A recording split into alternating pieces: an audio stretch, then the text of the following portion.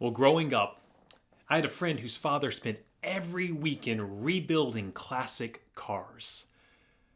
The family had a garage behind their house. It was filled with old car parts and mufflers and engines from the 1960s and 70s. My friend's dad would buy the car frames at auction and then spend years piecing them back together again. Only the strange thing is, as far as I could tell, he never finished. Every weekend he would just go out there and tinker around week after week after week. I said to my friend, when are we going to get to drive these things? When am I going to get to drive one of these things? Will he ever finish? But my friend just laughed and said no. He said he didn't think his dad would ever finish. Because if he finished, then they would be over. And he said no one in the family was ready for that. Now, when I was young, I used to think that was the most ridiculous thing ever. I mean, who does that? To work so hard on a project and not see it through to completion, it felt absurd.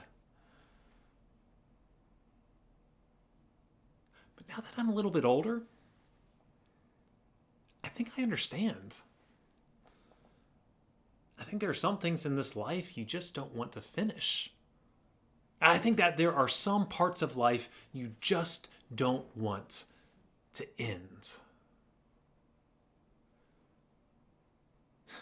I remember a man said to me once, David, my wife and I have spent the last 18 years trying to get the kids out of the house.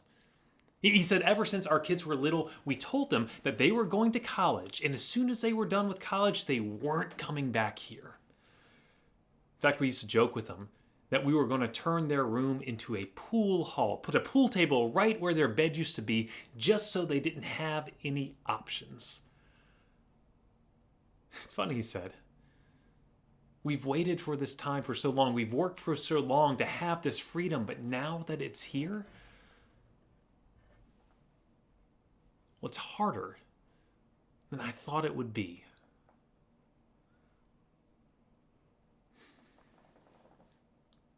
Do you know that feeling?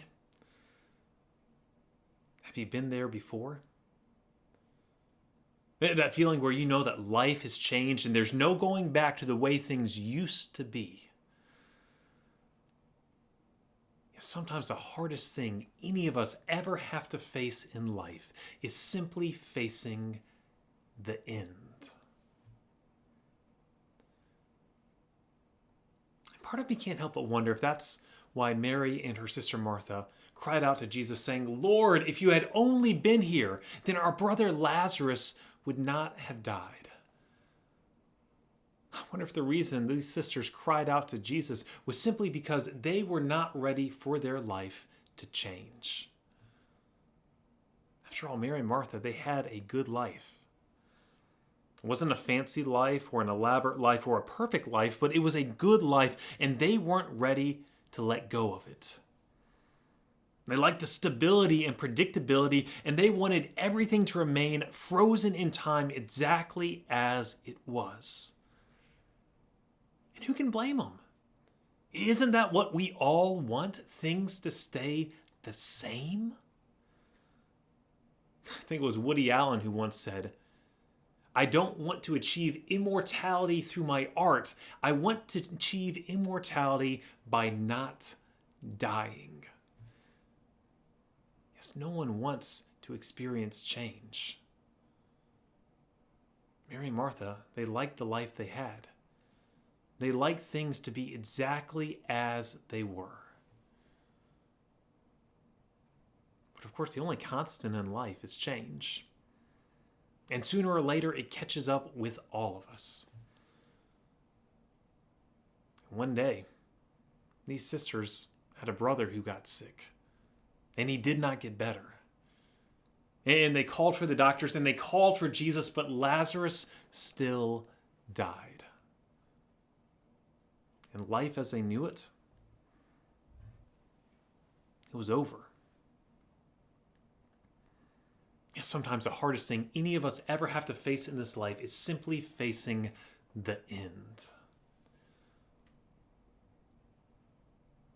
I remember a woman told me once that she was getting a divorce from her husband after 60 years of marriage. Now she told me, and I was absolutely shocked. She didn't tell me why they were separating. She just said that her husband was moving back closer to the kids and she was looking for an apartment. She said, after 6 decades of being with someone, I never imagined it would end like this. Yes, change. Sooner or later, it happens to all of us. Sooner or later, we are all faced with some kind of end. Time is an unstoppable force. It keeps pushing us forward. How's that old Dylan Thomas poem go? Do not go gentle into that good night. Rage, rage against the dying of the light. Sometimes all we can do in this life is simply rage, as the life we once had slowly slips away. Lord, Mary and Martha said, Lord, if you had only been here, our brother would not have died. No, these sisters, they just weren't ready for the end.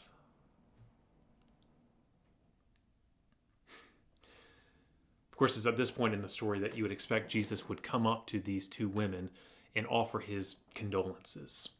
You would expect this is the moment when Jesus would throw his arms around Mary and Martha and say, it's going to be okay. You're going to be okay.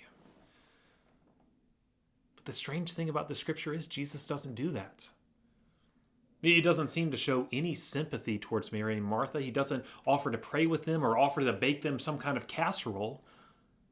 Instead, the scripture says Jesus looked at these two sisters, he saw them crying, and he became deeply disturbed. Only the word John uses in the scripture, it's a word that means agitated, angry. Jesus was upset at the injustice of it all. And instead of offering sympathy to Mary and Martha, Jesus, he turned and he faced that tomb and he said in a loud and a clear voice, Lazarus, come out! The dead man came back to life again. Lazarus was given a new life. Notice, he didn't return back to his old life. Mary and Martha, they didn't go back to the way things were. God gave them something new. See, as people of faith, we do not need to fear the end. Because we know that every ending in this life, it is a new beginning in God's kingdom. Winter always gives way to spring. Yes, in God's kingdom. In God's kingdom, every death we experience in this life, it gives way to a new resurrection. And no, that does not mean these transitions are easy. It doesn't mean that we shouldn't cry from time to time when one season ends and another begins. After all, even Jesus wept at the tomb of Lazarus. But just because we cry, we do not weep as those without hope. Because the scripture says, weeping may last for the night, but joy will always come in the morning. And we know that in life and in death, and in life beyond death, God is with us. We are not alone. Yes, Jesus said, I am the resurrection. I am the life. Those who believe in me, even though they die, even though one season ends, well, in me they will live forevermore. Yes, just when you think you've reached the end, just when you think a door is closing, well, that is the very moment that Jesus shows up in your life and he offers you new life. He offers you a new opportunity to begin again.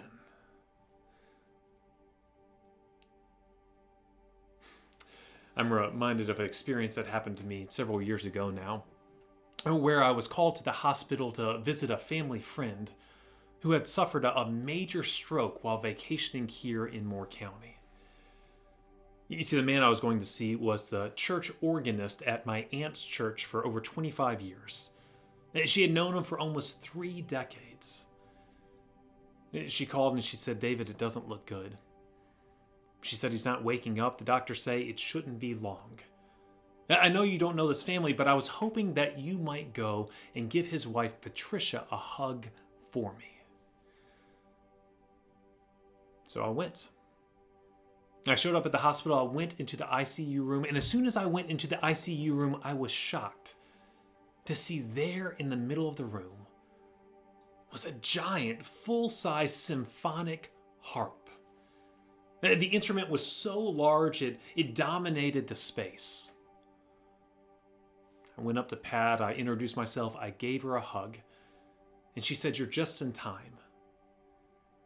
And she pointed to the woman beside the harp and she said, "Anita over there, Anita is a musician for the North Carolina Symphony. She's a family friend. She came all the way from Raleigh just to play some music for us. We're about to sing some hymns."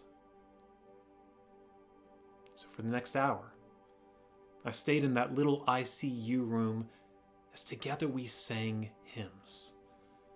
The music from the harp, it washed over us.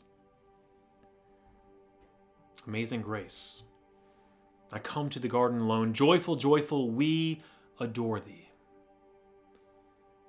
The music, well, it flowed from one room to the next. It echoed on every corner of the ICU.